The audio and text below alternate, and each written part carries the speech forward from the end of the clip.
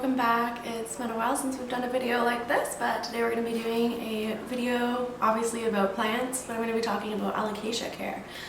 We're going to get into specifics of their water care, soil, lighting, all that fun stuff.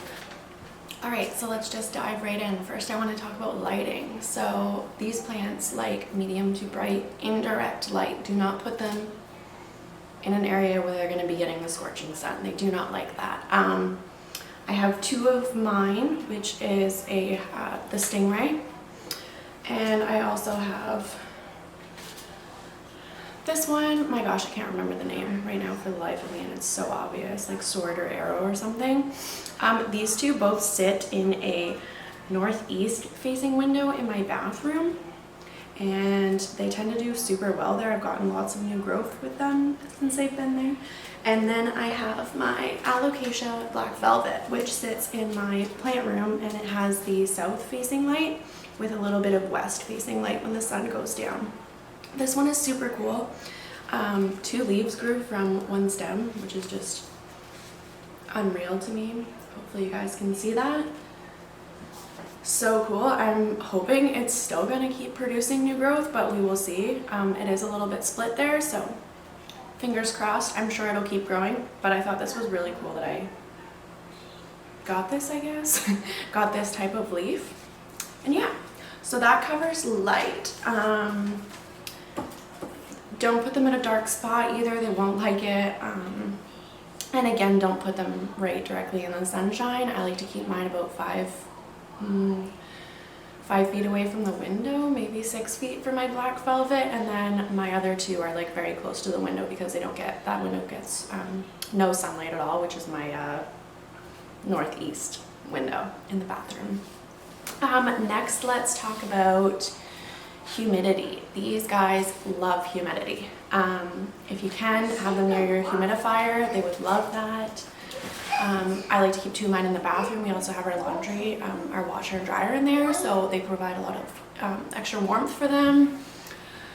And then of course the sink, and then oddly enough the toilet does provide humidity. So yeah, if you can keep them in a bathroom or near a humidifier, wherever's a warm spot, that's doable for them. So for growing season, I like to fertilize within the spring to the fall. I like to fertilize my alocasias like every 2 to 3, 4 weeks, depending how well they're doing.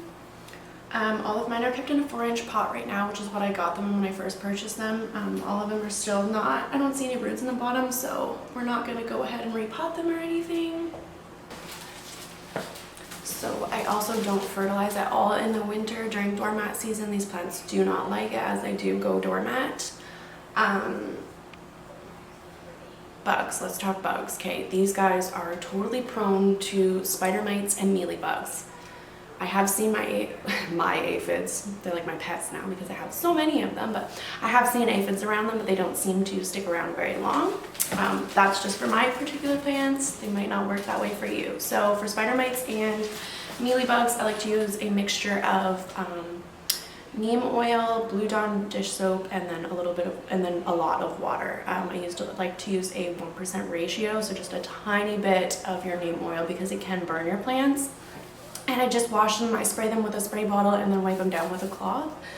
Another thing I like to do is shower these guys quite regularly during growing season. So about once a week, I like to stick mine in the shower and just give them a good rinse as well as they get their water then.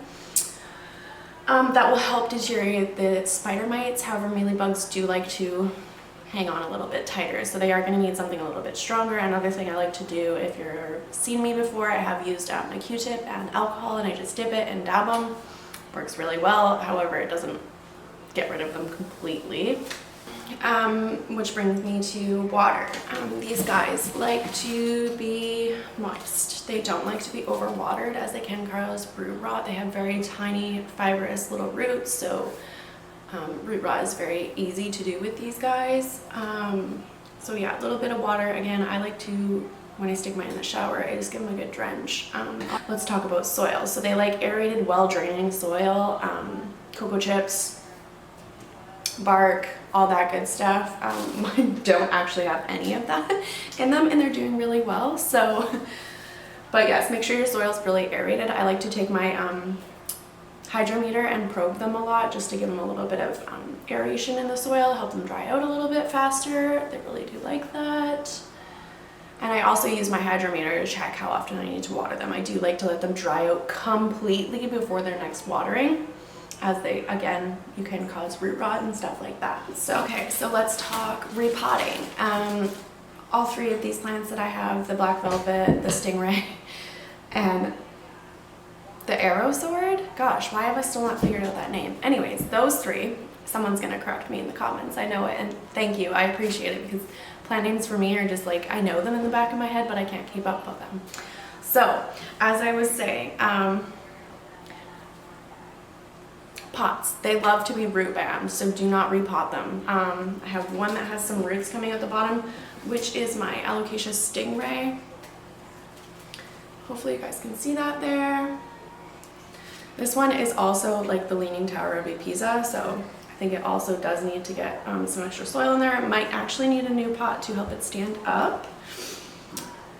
We will see. I'm going to check out the roots and stuff like that first, make sure there's no root rot or anything like that, and see where that takes us. But yeah, keep them in their nursery pots as long as you can, basically. They love it. They'd rather their roots be stuffed together and growing out the bottom than a new pot with all this space. They're not gonna like it. And your chances of giving them root rot are very high. Okay, so now we'll talk about doormat season. In the winter, these guys do go doormat, so it is a very sketchy time. You're gonna notice a lot of leaf loss. You should be able to keep at least one during doormat season. If you've lost all of your leaves, you've probably killed the plant. So yeah, as winter approaches, you're gonna start losing the lower leaves. They're gonna start falling off. This guy has mealybugs, I can see them already. Sorry, I'm sidetracked. As you can see, I'm just crushing them with my finger. Anyways, so you're gonna see a lot of leaf loss in the winter with these guys. And it's going to be the bottom leaf always, and you're going to hope to keep the top one. So yeah, as I was saying, it's going to lose some leaves in the winter. That is very normal. In the spring, it will perk up again. So be patient with them. They are tricky. I have killed very many. I've obviously killed the Alocasia poly. Well, I don't want to say I killed it, but I wasn't informed, I didn't know well enough about plants and how to deal with bugs and stuff like that. So I lost my Alocasia poly to spider mites.